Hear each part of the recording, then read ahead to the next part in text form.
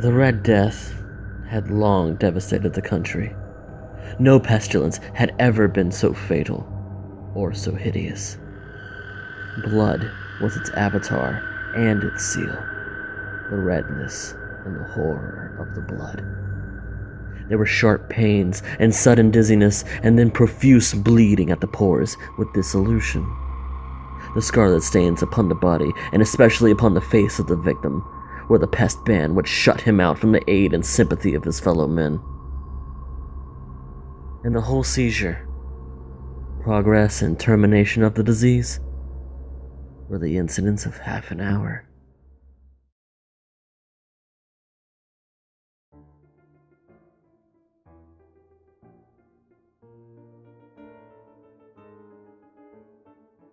But the Prince Prospero was happy, and dauntless, and sagacious.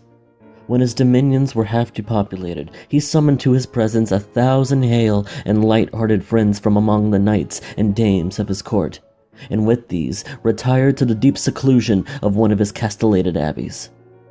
This was an extensive and magnificent structure, the creation of the prince's own eccentric yet august taste. A strong and lofty wall girdled it in. This wall had gates of iron. The courtiers, having entered, brought furnaces and massy hammers and welded the bolts. They resolved to leave means neither of ingress or egress to the sudden impulses of despair or frenzy from within. The abbey was amply provisioned. With such precautions, the courtiers might bid defiance to contagion. The external world could take care of itself. In the meantime, it was folly to grieve, or to think. The prince had provided all the appliances of pleasure. There were buffoons, there were improvisatori, there were ballet dancers, there were musicians, there was beauty, there was wine. All these and security were within. Without was the Red Death.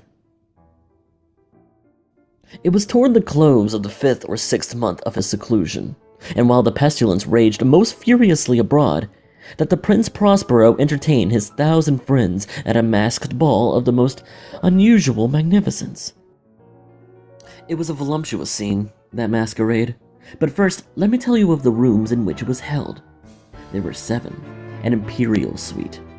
In many palaces, however, such suites form a long and straight vista, while the folding doors slide back nearly to the walls on either hand, so that the view of the whole extent is scarcely impeded.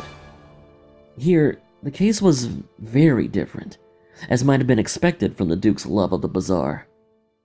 The apartments were so irregularly disposed that the vision embraced but little more than one at a time. There was a sharp turn at every 20 or 30 yards, and at each turn a novel effect.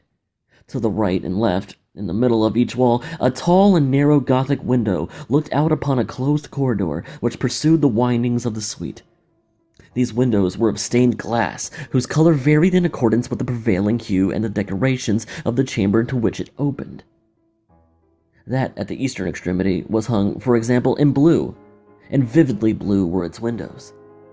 The second chamber was purple in its ornaments and tapestries, and here the panes were purple. The third was green throughout, and so were the casements. The fourth was furnished and lighted with orange, the fifth with white, the sixth with violet.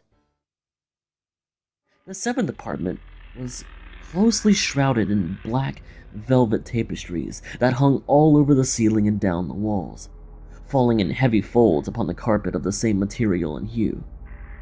But in this chamber only, the color of the windows failed to correspond with the decorations.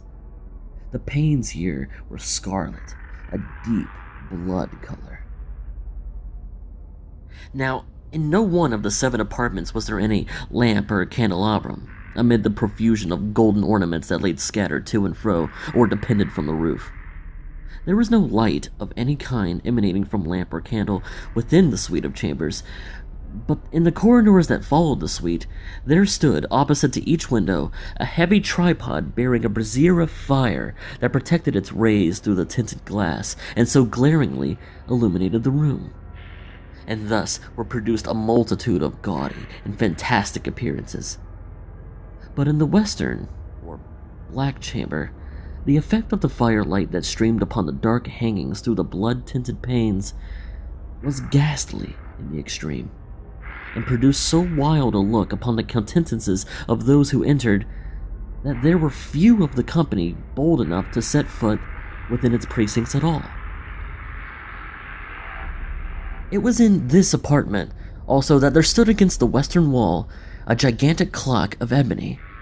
Its pendulum swung to and fro with a dull, heavy, monotonous clang, and when the minute hand made the circuit of the face, and the hour was to be stricken, there came from the brazen lungs of the clock a sound which was clear and loud and deep and exceedingly musical, but of so peculiar a note and emphasis that, at each lapse of an hour, the musicians of the orchestra were constrained to pause momentarily in their performance, to hearken to the sound. And thus the waltzers perforce ceased their evolutions, and there was a brief disconcert of the whole gay company. And, while the chimes of the clock yet rang, it was observed that the giddiest grew pale, and the more aged and sedate passed their hands over their brows as if in confused revere or meditation.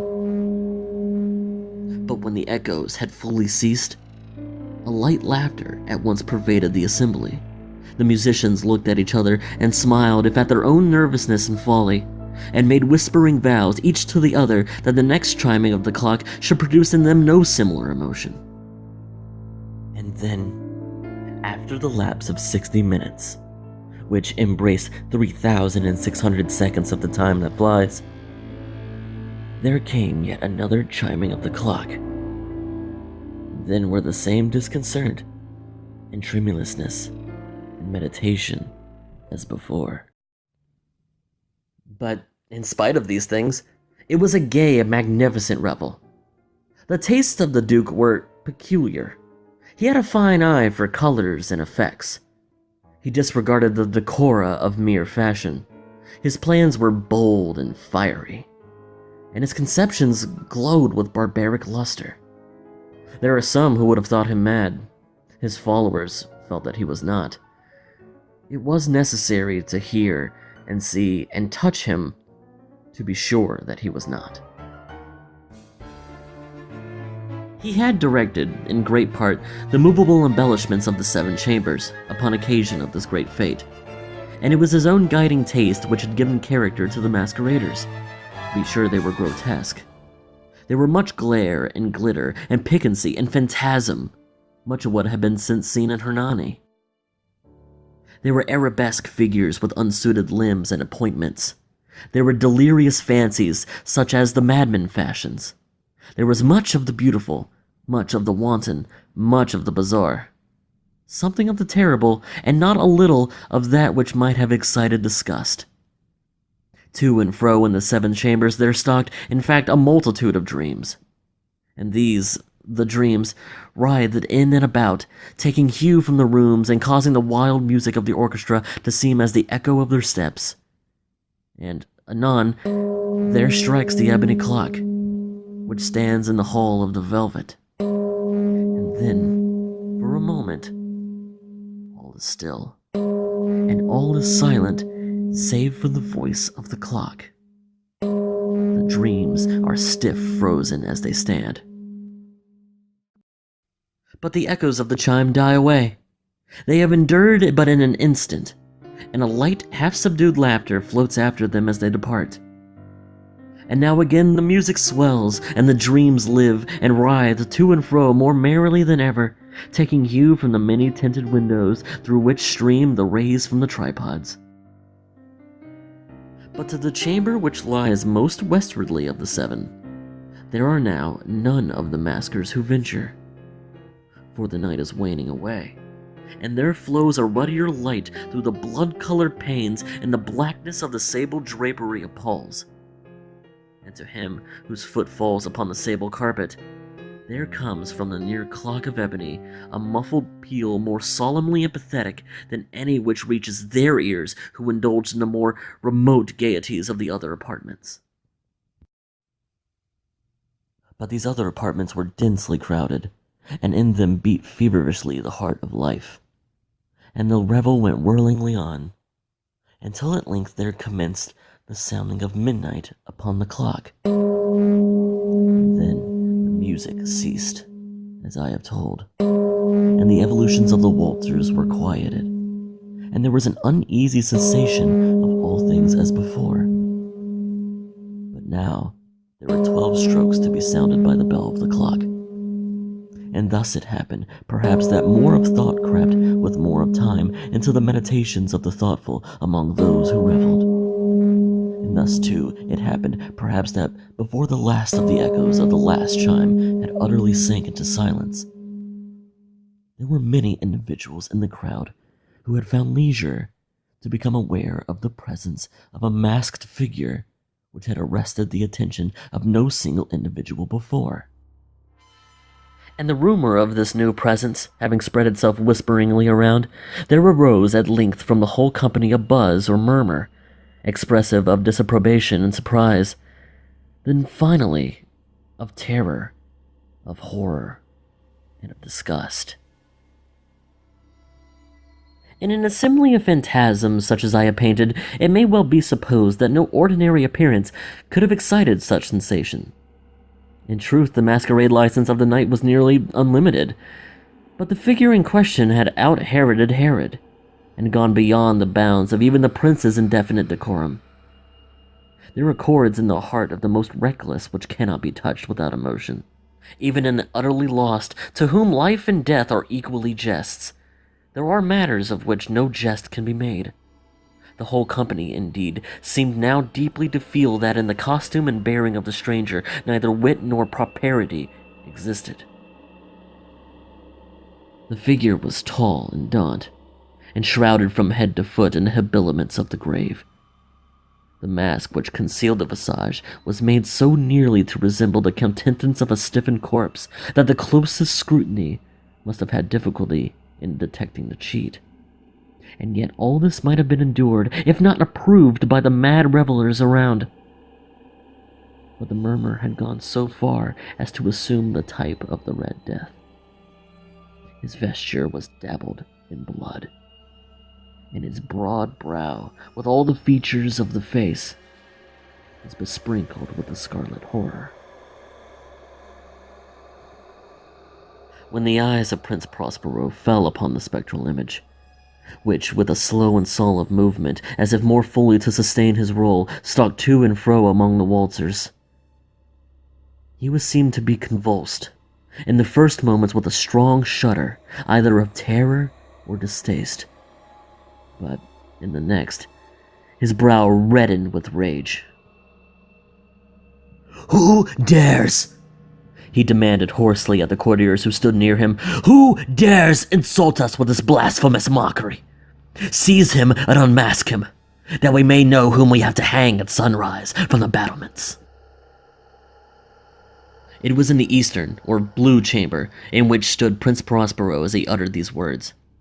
They rang throughout the 7 rooms loudly and clearly, for the prince was a bold and robust man, and the music had become hushed at the waving of his hand. It was in the blue room where stood the prince, with a group of pale courtiers by his side.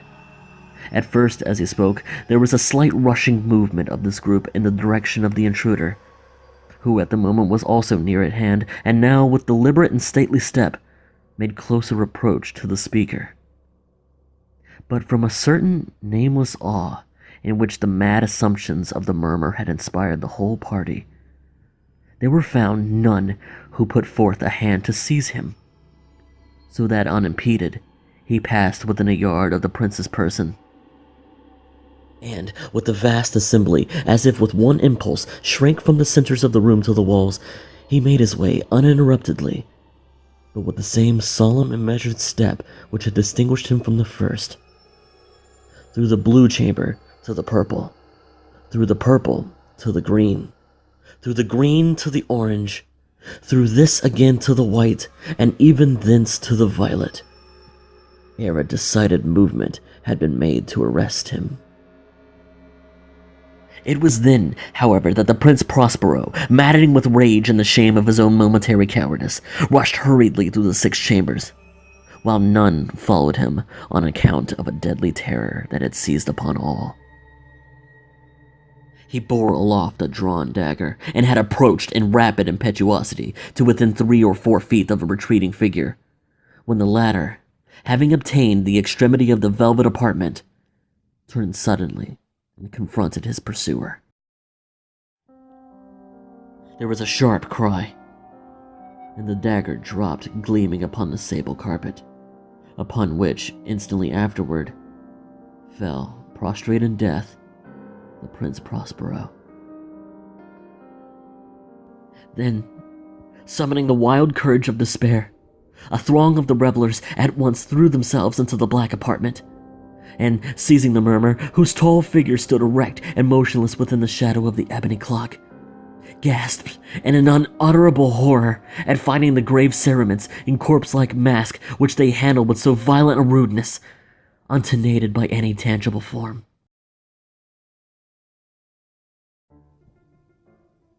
And now was acknowledged the presence of the Red Death. He had come like a thief in the night, and one by one dropped the revelers in the blood-bedewed halls of the revel, and died each in the despairing posture of his fall. And the life of the ebony clock went out with that of the last of the gay, and the flames of the tripods expired, and darkness and decay and the Red Death held illimitable dominion over all.